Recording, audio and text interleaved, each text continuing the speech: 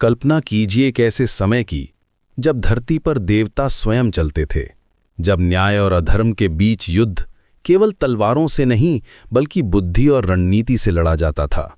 महाभारत के विशाल कैनवस पर एक व्यक्तित्व ऐसा है जो हर मोड़ पर, हर संकट में, हर निर्णायक क्षण में उपस्थित रहा है। वो है श्री कृष्ण, द्वारकाधीश, गोविंद और सबसे बढ़कर एक मित्र जिसने इतिहास की धारा को मोड़ दिया। आइए वापस चलते हैं उस युग में जब कुरुक्षेत्र की धूल अभी भी हवा में तैर रही थी। लेकिन कृष्ण की कहानी युद्ध से कहीं पहले शुरू होती है। जब पांडव वनवास में थे, जब द्रौपदी का अपमान हुआ था, जब धर्म की आवाज दबी जा रही थी, तब भी कृष्ण थे।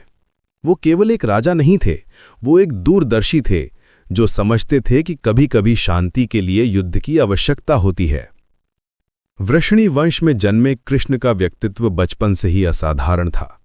कंस का वध करके, द्वारका की स्थापना करके उन्होंने अपनी शक्ति और बुद्धि का परिचय दे दिया था। लेकिन महाभारत में उनकी भूमिका इससे कहीं गहरी थी। कुंती के भाई के रूप में वो पांडवों के मामा थे, लेकिन अर्जुन के साथ उनका रिश्ता मित्रता से कहीं ऊपर था। ये था एक आत्मा का दूसरी आत्मा से मिलन। जब द्यूत सभा में पांडवों की हार हो रही थी, जब द्रौपदी की लाज पर संकट आया था, तो कृष्ण कहाँ थे? वो द्वारका में थे, लेकिन उनका दिव्य हस्तक्षेप द्रौपदी की रक्षा कर रहा था। उस अनंत साड़ी का चमत्कार जो दुशासन के हाथों में कभी खत्म ही नहीं हुई थी, वो कृष्ण की दिव्यता का प्रमाण था। उस दिन सभा में बैठे सभी लोगों ने देखा कि कृष्ण की शक्ति स्थान और समय की सीमाओं से परे है। और फिर वो क्षण आया जब कृष्ण ने दुर्योधन के दरबार में शांति का प्रस्ताव रखा। उनकी आवाज में करुणा थी, उनके शब्दों में न्याय का बल था। 5 गांव दे दो, उन्होंने कहा था, केवल 5 गांव। लेकिन अहंकार में डूबे दुर्योधन ने इनकार कर दिया। उस पल कृष्ण जान गए थे कि युद्ध अब अपरिहार्य है। उनकी आंखों में एक गहरी उदासी थी, क्योंकि वो जानते थे कि आने वाला युद्ध केवल खून खराबा नहीं बल्कि एक युग का अंत होगा।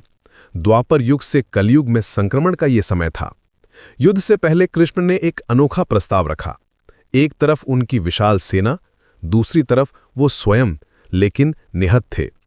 दुर्योधन ने सेना चुनी, अर्जुन ने कृष्ण को। उस दिन दुर्योधन को लगा था कि उसने बेहतर सौदा किया है, लेकिन वो नहीं जानता था कि एक कृष्ण हजारों सेनाओं से कहीं अधिक शक्तिशाली है। कुरुक्षेत्र के मैदान में जब अर्जुन के हाथ से गांडीव गिर गया, जब वो अपने ही परिवारजनों को देखकर हतप्रभ हो गया, तब कृष्ण ने जो कहा वो केवल अर्जुन के लिए नहीं बल्कि आने वाली सदियों के लिए था। गीता के अमर श्लोक जो आज भी हमारे दिलों में गूंजते हैं, कर्मणीय अधिकारस्ते मां फलेषु कदाचन, कर्म करो, फल की चिंता मत करो। उस संवाद में कृष्ण ने जीवन के गहरे रहस्यों को उजागर किया, आत्मा की अमरता के बारे में बताया और धर्म की सच्ची परिभाषा दी। लेकिन कृष्ण का योगदान केवल उपदेश तक सीमित नहीं था, वो एक कुशल रणनीतिकार थे। जब भीष्म पितामह के सामने कोई टिक नहीं पा रहा था, तो कृष्ण ने शिखंडी के माध्यम से रास्ता दिखाया। भीष्म के सामने एक दुविधा थी, शिखंडी पर हमला करना या ना करना। कृष्ण ने इस मानवीय कमजोरी को समझा और उसका फायदा उठाया। जब द्रोणाचार्य अजेय लग रहे थे, तो अश्वत्थामा हता नरो वा कुंजरो वा की रणनीति से उन्हें रोका गया। हर कदम पर कृष्ण ने धर्म की रक्षा के लिए कूटनीति का सहारा लिया। और फिर आया वो दिन जब कर्ण और अर्जुन आमने सामने थे। सूर्यपुत्र कर्ण, जिसके पास दिव्य कवच कुंडल थे, जो अजेय था। लेकिन कृष्ण जानते थे कि यदि कर्ण जीत गया तो धर्म की हार होगी। उन्होंने सूर्य को ढकने के लिए अपना सुदर्शन चक्र का प्रयोग किया। उस क्षण में कृष्ण ने दिखाया कि कभी-कभी धर्म की रक्षा के लिए अधर्म का सहारा भी लेना पड़ता है। यह था कृष्ण का व्यावहारिक दर्शन। परम लक्ष्य धर्म की स्थापना है और उसके लिए कोई भी मार्ग अपनाना पड़े।